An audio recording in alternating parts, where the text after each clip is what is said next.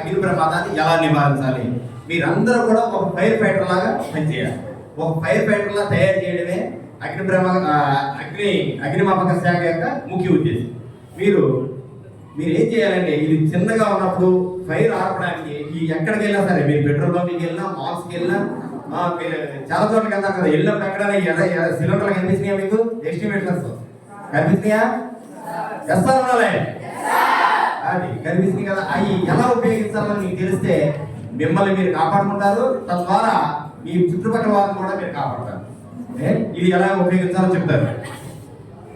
జనరల్గా అంటే మనకి ఎక్స్ప్రెషన్ అనేది రెడ్ కలర్ ఉండేది గ్యాస్, మన ఇంట్లో గ్యాస్ కూడా రెడ్ కలర్ ఉండేది ఏదో ఎక్స్ప్లోజివ్ మెటీరియల్ అనుకుంటారు. నిజానికి దీంట్లో మన సోడాలో తాగే గ్యాస్ ఉంటుందండి, కార్బన్ డైఆక్సైడ్. తెలుసు కదా, కార్బన్ డైఆక్సైడ్ గ్యాస్ దీంట్లో ఫిలప్ చేస్తారు. దీంట్లో DCP డ్రై కెమికల్ పౌడర్ అంటే ఏదో పెద్ద పేరు అనుకుంటారు. మన బట్టల సోడా అండి. బట్టల సోడాని మెత్తని పొడి కింద చేసి దీంట్లో పెడతారండి. దీనికి CO2 క్యాటింగ్ పెట్టేవాడికి దాన్ని నొక్కగానే CO2 గ్యాస్ ఆ బట్టల సోడాని చాలా ఫోర్స్గా తీసుకొచ్చి అక్కడ ఆక్సిజన్ కట్ చేస్తుంది. అది జనరల్ పర్పస్ అండి, అంతేగాని ఏదో ఎర్రగా ఉన్నాయి కదా ఏదో ప్రమాదభరితమైన భయపడతారు. నిజానికి ఏవి కూడా ప్రమాదమైనవి కాదు. ఓకేనండి. ఎలక్ట్రికల్ ఫైర్స్ మీద నిజంగా మీకు ఈ ఎక్స్టింగ్విషర్ ఉపయోగించడం రాకపోయినా వాటర్ కానీ ఏదో లిక్విడ్ పైన ఏది కూడా ఉపయోగించరాదు. మీరు ఇసుక తీసుకుని ఇసుక కొట్టినా అది అవుతుంది, ఇసుక కొట్టినా అవుతుంది. అర్థమైందా మీకు? ఇది ఇప్పుడు మనకి గ్యాస్ సిలిండర్ ఫైర్ అవుతుంటే ఎలా ఆపాలన్నదే సర్టిఫికెట్ గా చేసి చూపిస్తారు.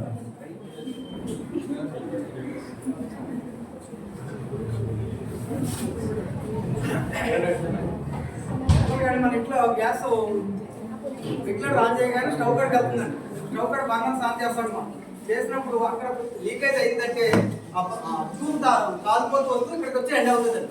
ఇక్కడికి వచ్చే ఫైర్ ఎలా అవుతుందో చూపిస్తాను చూడండి.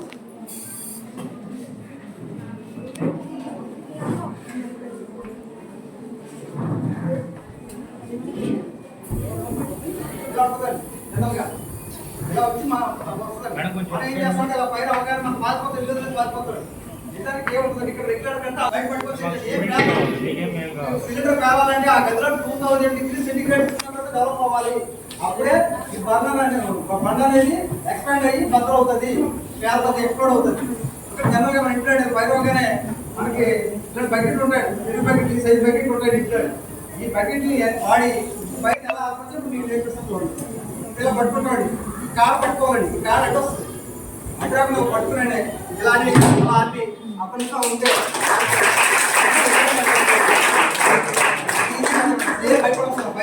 అది పేలదు. 2000 డిగ్రీస్ రావాలండి ఆ గదిలో. కిచెన్ రూమ్ లో 2000 డిగ్రీ సెంటిగ్రేడ్ డెవలప్ అయిన తర్వాతే అది ఎక్స్పాండ్ అవుతుంది.